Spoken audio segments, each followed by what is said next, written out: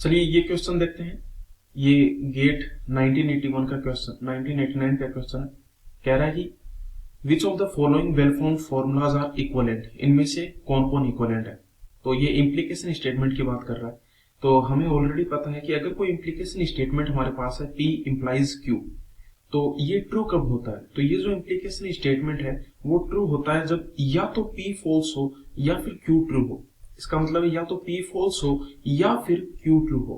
तो हमें ये चीज पता है कि ये जो फॉर्मूला P इम्प्लाइज Q जो फॉर्मूला है ये इसके इक्वलेंट है, ये दोनों इक्वलेंट है। आप इसको ट्रूथ टेबल से भी प्रूव कर सकते हैं। अगर आप इसको प्रूव करना चाहते हैं तो very easily you can prove it. पहले आप क्या बना लो, ट्रूथ टेबल बना लो दोनों की। ओके, तो जैसे अगर तो P इम्प्लाइज Q की ट्रूथ टेबल क्या बनेगी। P इम्प्लाइज Q की ट्रूथ टेबल तो आपको पता है, बहुत ही स्टैंडर्ड है कि जो P इम्प्लाइज Q है वो कब ट्रू होता है, वो हमेशा ट्रू रहता है सिर्फ एक केस को छोड़ के। वो कौन सा केस है, जब P ट्रू होता है Q फॉल्स होता है। इस केस में P इम्प्लाइज Q फॉल्स होता है, बाकी हर केस में P इम्प्लाइज Q जो है वो ट्रू होता है। तो ये P इम्प्लाइज Q की ट्रूथ टेबल।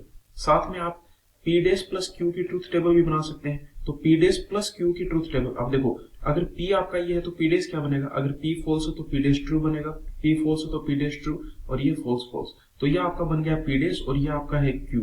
इन दोनों का अगर आप डिसजंक्शन करवाते हैं तो क्या बनेगा, ट्रू और F that is true, true और true that is true, false और false that is false, false और ट्रू दैट इज ट्रू। तो आप देख सकते हैं कि ये ट्रूथ टेबल और ये ट्रूथ टेबल दोनों एग्जैक्टली सेम है। इसका क्या मतलब है कि ये फॉर्मूला और ये फॉर्मूला दोनों जो है वो इक्वलेंट है। ठीक है, तो आप कह सकते हो कि P इम्प्लाइज Q जो है वो इक्वलेंट है P डैश प्लस Q के। ओके, यहाँ पर याद रखने का जो एक्चुअली ट्रूथ टेबल से टाइम ज्यादा लगता है, लेकिन आप इस तरीके से याद रख सकते हैं। आपको पता है कि P इम्प्लाइज Q है ये। ओके, और ये कब ट्रू होता है, जब या तो P फॉल्स हो या फिर Q ट्रू हो। इसका मतलब है कि ये कब ट्रू होता है, जब या तो P फॉल्स हो या फिर Q ट्रू हो। ओके, तो ये काफी इंपॉर्टेंट फॉर्मूला है जिसको आप याद रख सकते हैं। यहाँ पे याद रखो P और Q कुछ भी हो सकता है। इसका मतलब है इधर कुछ भी अल्फा हो सकता है, इधर कुछ भी बीटा हो सकता है, कुछ भी स्टेटमेंट हो सकता है। तो ये अगर अल्फा इम्प्लाइज बीटा है तो इसको मैं लिख सकता हूँ अल्फा नेगेशन प्लस बीटा। ठीक है, तो अब देखो यहाँ पे ये बोल रहा है कि इनमें से कौन कौन इक्वलेंट है। तो ये तो आपका A है, ये तो आपका हो गया। जो A है उसको मैं लिख सकता हूँ P इम्प्लाइज Q और उसको मैं लिख सकता हूँ P डैश प्लस Q। चलो अब B देखते हैं।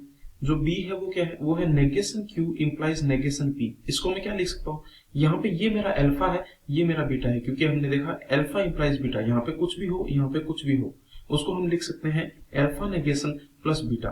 तो यहाँ पे मैं इसको मैं लिख सकता हूँ इसका नेगेशन, मतलब जो नेगेशन Q है उसका फिर से नेगेशन प्लस, और ये एज इट इज, ये एज इट इज का मतलब P डैश। ठीक है, अब ये आपका क्या बना, Q के नेगेशन का नेगेशन, तो ये आपका Q बन गया, तो Q प्लस P डैश। ठीक है, ये आपका बन गया B।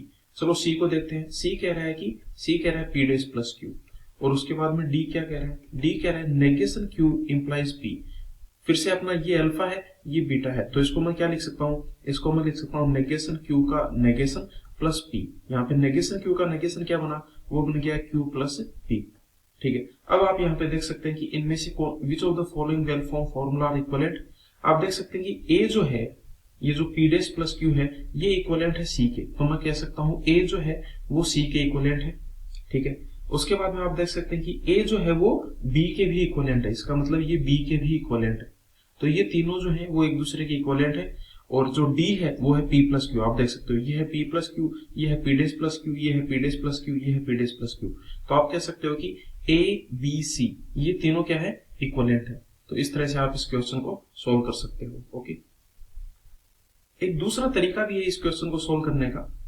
वो क्या है, जो मेथड 2 है, वो मेथड आपका बहुत ही सिंपल है कि आपको अगर ऑलरेडी पता है कि ये जो कंडीशनल स्टेटमेंट है ये किसके इक्वलेंट होता है। कंडीशनल स्टेटमेंट खुद के कॉन्ट्रा पॉजिटिव के इक्वलेंट होता है। अगर आपको कोई मैं कंडीशनल स्टेटमेंट दूं अल्फा इंप्लाइज बीटा, इसका इसका कॉन्ट्रा पॉजिटिव क्या बनेगा। अगर मैं इसका कॉन्ट्रा पॉजिटिव बनाना चाहूं तो इसका कॉन्ट्रा पॉजिटिव बनेगा negation beta implies negation alpha. तो और आप देख सकते हो इन दोनों के ट्रूथ टेबल बना के आप देख सकते हो कि ये जो कंडीशनल स्टेटमेंट है ये खुद के कॉन्ट्रा पॉजिटिव के इक्वलेंट होता है। Okay, you can check it. Okay, let me show it. तो ये अल्फा इंप्लाइज बीटा है और इसका कॉन्ट्रा पॉजिटिव क्या बनेगा, इसका जो कॉन्ट्रा पॉजिटिव है वो बनेगा, कॉन्ट्रा पॉजिटिव बनेगा negation beta implies negation alpha.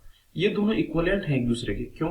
क्योंकि इसको मैं लिख सकता हूं अल्फा डैश प्लस बीटा, और इसको मैं क्या लिख सकता हूं, इसको मैं लिख सकता हूं इसका डैश, इसका नेगेशन वो हो जाएगा बीटा, प्लस ये एज इट इज, इसका मतलब अल्फा डैश। आप देख सकते हो ये भी अल्फा डैश प्लस बीटा है, ये भी अल्फा डैश प्लस बीटा है। तो आप देख सकते हो कि कोई भी कंडीशनल स्टेटमेंट जो होता है वो खुद के कॉन्ट्रा पॉजिटिव के इक्वलेंट होता है। कोई भी कंडीशनल स्टेटमेंट खुद के कॉन्ट्रा पॉजिटिव के इक्वलेंट है। तो आप यहाँ पे इस क्वेश्चन को क्या कर सकते हो, ऑप्शन ए आपको कंडीशनल स्टेटमेंट दिया है तो ये खुद के कॉन्ट्रा पॉजिटिव इक्वलेंट होगा, और इसका कॉन्ट्रा पॉजिटिव क्या है, इसका कॉन्ट्रा पॉजिटिव है ऑप्शन बी, क्योंकि P इंप्लाइज Q का कॉन्ट्रा पॉजिटिव क्या बनेगा, वो बनेगा negation Q implies negation P। तो आप देख सकते हो A is equivalent to B, ठीक है, और बाकी ये अपना इक्वलेंट है C के। तो इस तरह से भी आप इसको सॉल्व कर सकते हो। तो यहाँ पे आपको ये फॉर्मूला काफी इंपॉर्टेंट है, याद रखो। अल्फा इंप्लाइज बीटा, इसका मतलब होता है अल्फा डैश प्लस बीटा, ठीक है, ये काफी इंपॉर्टेंट फॉर्मूला है। ओके।